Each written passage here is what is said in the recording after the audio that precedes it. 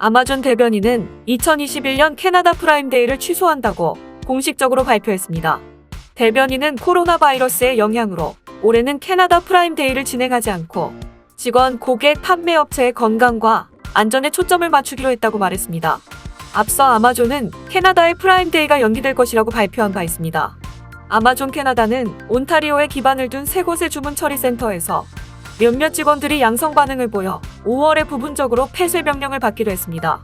지난 3월에 온타리오 노동부는 코로나 바이러스 및 기타 작업장의 안전 관련 문제로 인해 토론토 지역의 아마존 창고 5곳에 대한 조사를 시작했습니다. 2020년에도 보통 7월에 열리는 아마존 프라임데이는 코로나 바이러스로 인해 10월로 연기되기도 했습니다. 다음 뉴스입니다. 7월 18일부터 CRB를 처음으로 신청하는 캐나다인들은 연방정부로부터 주당 $200가 줄어든 최대 $300의 지원금을 받을 수 있습니다.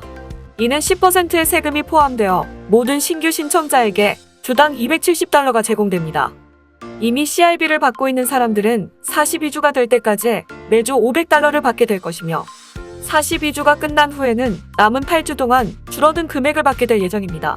이와 같은 변화는 2021년 연방 예산의 일부로 올해 초에 발표되었으며 CRB 지급액이 감소하고 있지만 연방정부는 최대 지급 자격 기간을 12주 연장을 시행하고 있습니다.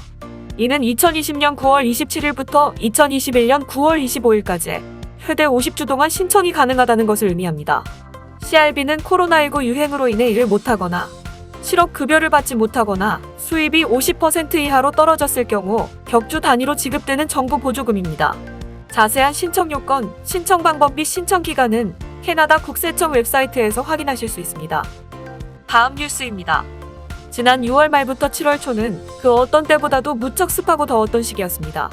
열돔 현상으로 인해 견디기 힘들 정도의 무더위가 BC주에 내려앉았는데요. BC주 정부에 따르면 BC주에서 총 808명이 사망한 것으로 드러났습니다. 지난해 같은 기간 동안 사망자 수는 232명으로 이는 무려 3배 이상이나 차이나는 수치입니다. 밴쿠버 연안보건 지역은 작년보다 157명이, 프레이저 보건 지역은 292명이 더 사망한 것으로 나타났습니다. 가장 많은 사람이 사망한 날은 6월 29일 폭염으로 인해 가장 더운 날이었고 일부 BC주 지역은 기온이 50도 가까이나 치솟았습니다.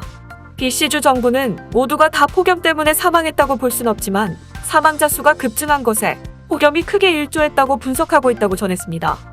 다음 뉴스입니다. 메트로 밴쿠버 대중교통 시스템이 어떻게 하면 더 편해질 수 있을지 트랜스링크가 새 온라인 플랫폼을 통해 시민들의 의견을 구하고 있다는 소식입니다.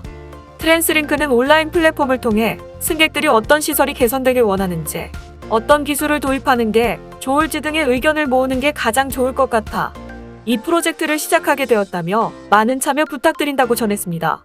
간단한 가입 절차 후 자신의 의견을 적으면 끝이며 현재까지 시민들이 낸 아이디어 중에는 스카이트레인 주요역에 공중 화장실을 설치, 주요역에만 점거하는 급행열차 도입, 주말 교통권 스크린도어 설치 등 다양한 의견들이 있었습니다. 버스 관련 아이디어도 가능합니다. 이렇게 수집된 정보들은 차후 5년 프로젝트에 반영될 예정입니다. 트랜스링크 측은 자신의 아이디어는 사소한 거라 생각하지 말고 써주셨으면 좋겠다. 아이디어에 사소하고 중요한 것은 없다고 피드백을 장려했습니다. 메트로 밴쿠버 대중교통 시스템 개선 아이디어는 웹사이트에서 건의하실 수 있습니다. 다음 뉴스입니다. 토론토 홈구장에서 관람하는 블루제이스의 경기를 기다려온 팬분들에게 반가운 소식이 있습니다. 이제 곧 블루제이스가 토론토로 다시 돌아온다는 소식입니다.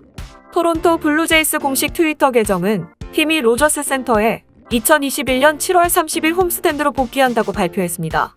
이는 2019년 9월 29일 이후로 토론토에서 열리는 첫 프로야구 경기입니다. 블루제이스는 코로나19 규제로 캐나다와 미국을 오갈 수 없게 되어 플로리다와 뉴욕의 버팔로를 오가며 경기를 이어가고 있었는데요.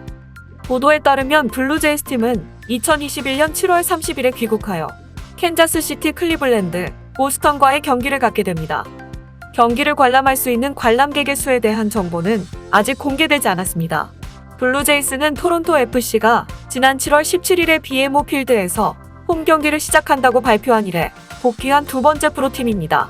그들의 복귀를 알리는 영상 속에서 다양한 블루제이스의 선수들과 코치들은 토론토와 팬들을 그리워하고 있다고 전했습니다. 한 선수는 로저스 센터에 울리는 팬들의 소리가 그립다며 얼른 돌아와 그걸 다시 느끼고 싶다고 전했습니다. 다음 뉴스입니다.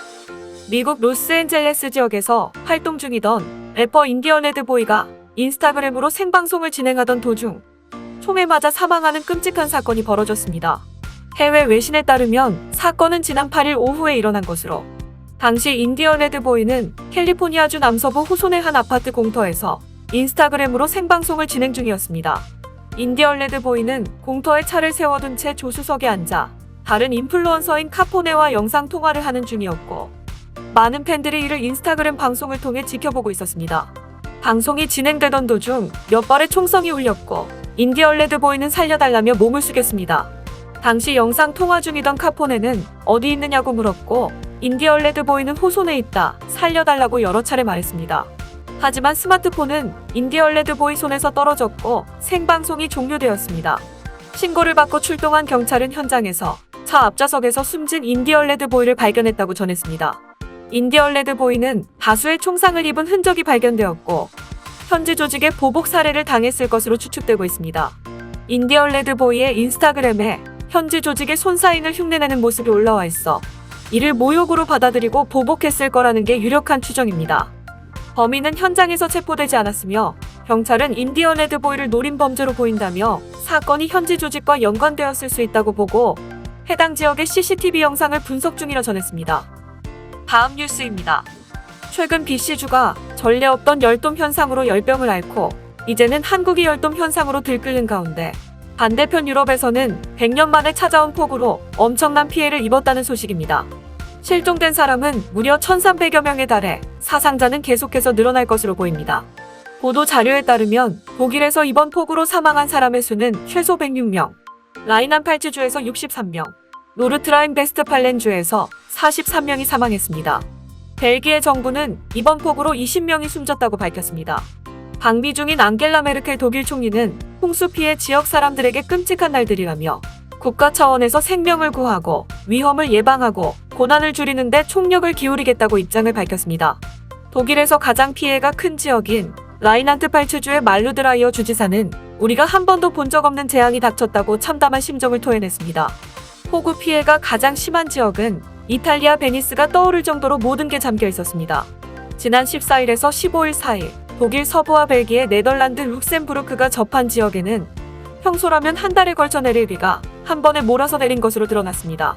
24시간 동안 기록된 강수량은 100에서 150mm에 달했으며, 일부 지역은 이 폭우로 인해 강과 저수지가 범람하며 피해가 기하급수적으로 커졌습니다. 많은 사람들이 급류에 떠내려가 실종되고 차와 집을 잃고 익사자가 나오는 등 아비규환이 되어버렸습니다. 이번 폭우로 인해 독일에서는 최소 20만 가구의 전기가 끊겼고, 벨기에에서 가장 피해가 큰 지역이었던 리에주 등이 속한 남부 왈롱 지역에서는 4만 1천여 가구의 전기가 끊겼습니다. 이외에도 독일 및 벨기에와 인접한 네덜란드 남부 지역 림비르에서도 다수 주택이 피해를 받았습니다.